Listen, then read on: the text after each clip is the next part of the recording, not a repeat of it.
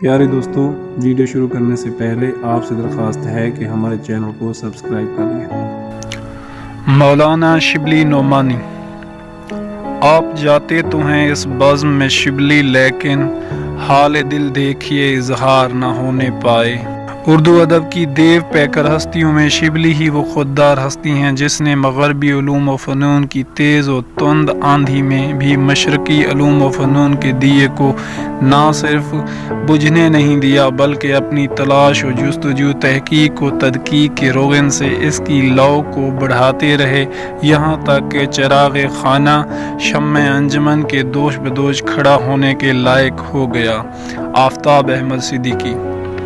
شبلی نعمانی ان لوگوں میں ہیں جو سر سید احمد خان کے اثر اور فیض صحبت کے بدولت مولویت کے محدود اور تنگ دائرہ سے نکل کر ادب کے وسیع میدان میں آئے۔ انہوں نے اردو زبان میں اسلامی تاریخ کا صحیح ذوق پھیلایا۔ تاریخ میں انہوں نے اسلامی تاریخ کی عظیم شخصیتوں کے حالات زندگی قلم بند کرنے کا ایک سلسلہ شروع کیا جس میں متعدد نامور اسلاف آ گئے۔ ان کی سب سے مشہور و مقبول کتاب خلیفہ دوم حضرت عمر فاروق کی سوانح الفاروق ہے۔ اس سلسلہ میں ان کی آخری تصنیف سیرت النبی ان کی زندگی میں مکمل نہیں ہو سکی تھی۔ اسے ان کے شاگرد سید سلمان ندوی نے مکمل کر کے شائع کرایا۔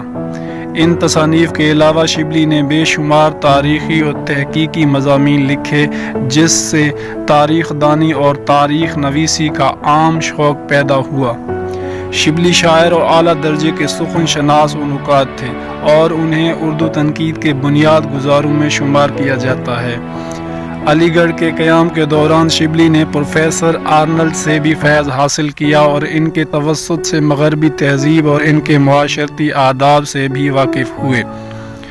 شبلی نے اس تہذیب و معاشرت کے محاسن کا اعتراف کیا اور مشرقی تہذیب کے ساتھ اس کی آمیزش بھی کی۔ اس آمیزش نے قدامت پسندوں کو ان سے بدظن کر دیا، حتیٰ کہ انہیں ندوۃ العلماء سے بھی نکلنا پڑا۔ وہ مغرب زدہ حلقوں میں بغیر کسی احساس کمتری کے شریک ہوتے تھے۔ شبلی نے اردو اور فارسی دونوں زبانوں میں شاعری کی، لیکن دونوں زبانوں کی شاعری کا مزاج مختلف ہے۔ شبلی کی فارسی شاعری میں گرما گرم عشقیہ مضامین ہیں۔ یہ شاعری عوام کی نظر سے کم ہی گزرتی ہے۔ اردو میں انہوں نے عموماً قومی اور سیاسی قسم کی شاعری کی۔ ان کی فارسی شاعری کے بارے میں حالی نے کہا، کوئی کیوں کر مان سکتا ہے کہ یہ اس شخص کا کلام ہے جس نے سیرت النعمان، الفاروق، سوانح مولانا روم جیسی مقدس کتابیں لکھی ہیں۔ غزلیں کاہے کو ہیں، شراب دو آتشا ہے جس کے نشے میں خمار چشم ساقی بھی ملا ہوا ہے۔ غزلیات حافظ کا جو حصہ رندی اور بے باکی کے مضامین پر مشتمل ہے، ممکن ہے کہ اس کے الفاظ میں زیادہ دل ربائی ہو، مگر خیالات کے لحاظ سے یہ غزلیں بہت زیادہ گرم ہیں۔ انکوٹ۔ شبلی 1857 عیسوی میں اعظم گڑھ کے نزدیک بندول میں پیدا ہوئے۔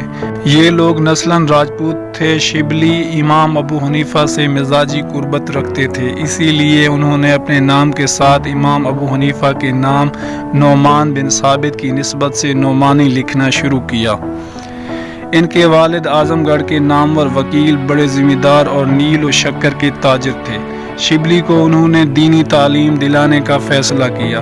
شبلی نے اپنے وقت کے جید علماء سے فارسی، عربی، حدیث، فقہ اور دیگر اسلامی علوم حاصل کیے۔ تعلیم سے فراغت کے بعد مولانا نے کچھ دنوں کر کے امین کے طور پر ملازمت کی، پھر وکالت کا امتحان دیا جس میں فیل ہو گئے، لیکن اگلے سال کامیاب ہوئے۔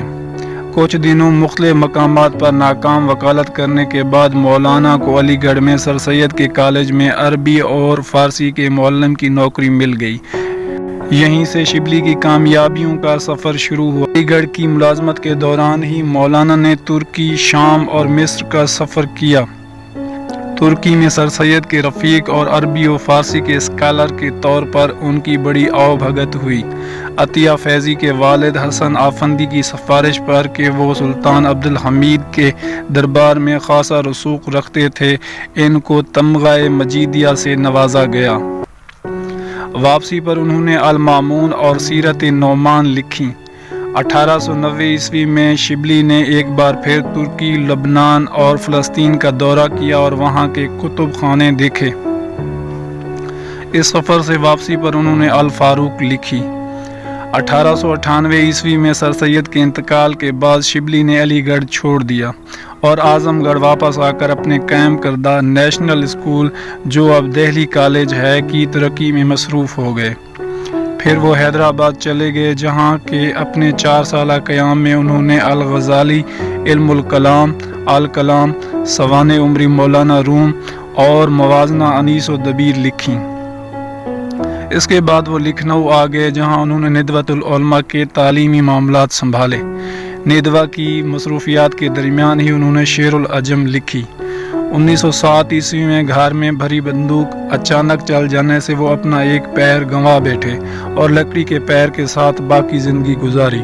मौलाना ने 2 शादियाँ की। पहली शादी कम उम्री में ही हो गई थी। पहली बीवी का 1895 ईस्वी में इंतकाल हो गया। 1900 ईस्वी में 43 साल की उम्र में उन्होंने एक कम से लड़की से दूसरी शादी की, जिसका 1905 ईस्वी में इंतकाल हो गया। शिबली का ख्वाब था कि बड़े बड़े उलमा को जमा करके इल्मी और तहकीक व इशाअत का एक इदारा दारुल मुसन्निफीन के नाम से कायम किया जाए। उन्होंने इसका इंतज़ाम पूरा कर लिया था, लेकिन इदारे का इफ्तिताह उनकी मौत के बाद ही हो सका। मौलाना की बाज़ सरगर्मियों की वजह से निदवा में उनकी मुखालफत बढ़ गई थी। आखिर उनको इस इदारे से, जिसकी तरक्की के लिए उन्होंने बड़ी मेहनत की थी, अलग होना पड़ा और वो आज़मगढ़ आकर स्कूल और ज़मींदारी के कामों में मसरूफ़ हो गए। यहाँ आकर उनकी सेहत गिरने लगी और 18 नवंबर 1914 ईस्वी को उनका इंतकाल हो गया। शिबली नोमानी एक फ़ाल और मेहनती आदमी थे। जिस काम में हाथ डालते पूरी मेहनत और लगन से इसे पाया तकमील तक पहुँचाने की कोशिश करते। अपनी इल्मियत और शोहरत की बदौलत इनकी रसाई इस वक्त की बहुत सी रियासतों के मुस्लिम और गैर मुस्लिम हुक्मरानों तक थी, जिनसे उनको अपनी इल्मी और अमली मंसूबों के लिए मदद मिलती रहती थी। शिबली का शुमार उर्दू तनकीद के बुनियाद गुजारों में होता है। उन्होंने अपनी तनकीदी नज़रियात को अपनी 2 लाजवाब किताबों शेरुल अजम और मवाज़ना अनीस व दबीर में जामियत के साथ पेश किया है। मवाज़ना में शिबली ने फ़न मरसिया निगारी के बुनियादी असूलों के साथ साथ फसाहत, बलागत, तशबीह, इस्तारे और दीगर सनतों की तारीफ़ और तौज़ीह की है। शेरुल अजम में उन्होंने शेर की हकीकत और माहियत नीज़ लफ्ज़ व मानी के रिश्ते को समझने समझाने की कोशिश की है और इसमें उन्होंने उर्दू की जुमला क्लासिकी असनाफ का मुहाकमा किया है। इसमें उन्होंने शायरी के अनासिर हकीकी, तारीख़ व शेर के फ़र्क और शायरी और वाक़या निगारी के फ़र्क को वाज़े किया है।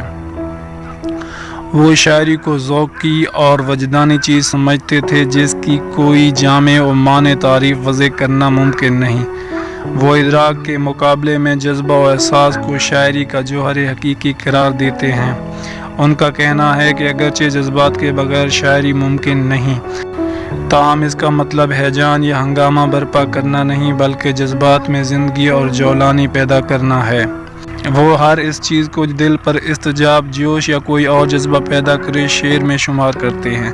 इस तरह उनके नज़दीक आसमान, सितारे, सुबह की हवा, कलियों की मुस्कान, बुलबुल के नग़मे, दश्त की वीरानी और चमन की शादाबी सब शेर में शामिल हैं। इस तरह शिबली ने शेर के हिस्सी और जमालियाती पहलू पर जोर दिया। लफ्ज़ व मानी की बहस में उनका झुकाव लफ्ज़ की खूबसूरती और इसके मुनासिब इस्तेमाल की तरफ है। वो लफ्ज़ को जिस्म और मानी को इसकी रूह करार देते हैं और कहते हैं कि अगर उम्दा मानी उम्दा अल्फाज का जामा पहन कर सामने आएँ तो ज़्यादा पुर असर होंगे। शिबली नोमानी की इल्मी खिदमात के एतराफ़ में अंग्रेज़ सरकार ने उनको शम्सुल उलमा का खिताब दिया था। इनके कायम करदा इदारे शिबली कॉलेज और दारुल मुसन्निफीन आज भी इल्म व तहकीक के कामों में मसरूफ़ हैं। उर्दू ज़बान शिबली के एहसानात को कभी फरामोश नहीं कर सकती। उम्मीद करते हैं कि आपको ये हमारी वीडियो पसंद आई होगी। हमारी इस वीडियो को लाइक करें, दोस्तों के साथ शेयर करें और हमारे इस चैनल को ज़रूर सब्सक्राइब करें।